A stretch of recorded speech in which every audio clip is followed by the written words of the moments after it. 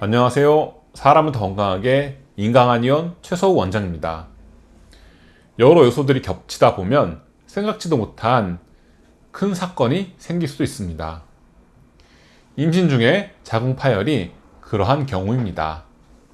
이런 극적인 상황이 와도 현대 상과의 발달로 응급 상황을 넘기고 산모와 아기도 다 무사할 수 있다는 점이 정말 다행입니다.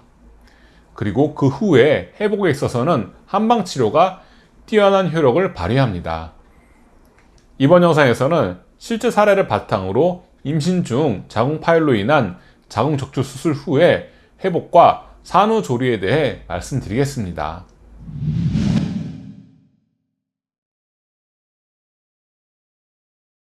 산모의 나이는 33세입니다.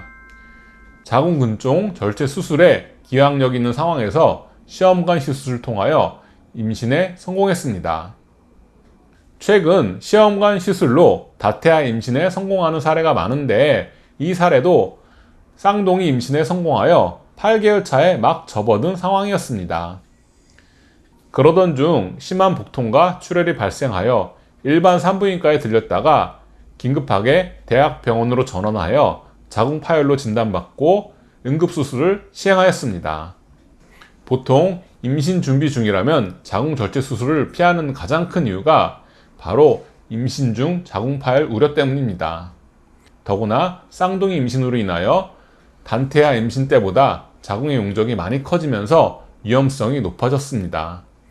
다행히 태아는 무사하게 분만하였고 자궁은 적출 수술을 실시하였습니다. 수술 후 일주일 동안 입원하고 퇴원하면서 바로 본원으로 내원하셨습니다. 호소하는 증상 중 가장 특징적인 것은 발열과 발한이었습니다. 몸이 더워지면서 땀이 나고 식으면서 오한이 드는 것을 하루에 5, 6회 이상 반복하였습니다.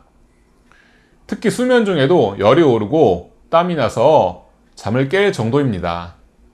산후에도 혈이 부족해지면서 발열이 생기고 자궁 적출 수술 후에는 수술 부위에 염증 반응으로 인해 열이 발생합니다. 본 사례의 산모는 응급수술 과정에서 출혈이 많았고 자궁이 확장된 상태에서 적출 수술을 시행해서 상처 부위도 넓다고 판단되었습니다. 그러나 치료에 있어서는 반드시 순서를 정해야 합니다. 동의보감에서는 혈의 손실이 많았다고 무조건 보하는 방법을 쓰면 어혈과 염증의 열독이 심장을 공격한다고 하였습니다. 그때 나타나는 얼굴색은 검게 타들어가는 색이 나타났는데 이 환자의 경우 이미 얼굴이 많이 검게 그을린 상황으로 정확한 판단을 내릴 수 있도록 신호를 주고 있었습니다. 따라서 수술 부위의 염증과 어혈을 제거하는 가미 불안금 전기산을 투여하였습니다.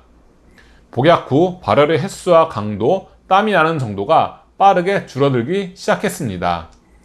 한 달 동안 치료한 후에는 발열의 횟수가 1일 1회로 감소하였고 땀은 거의 나지 않게 되었습니다.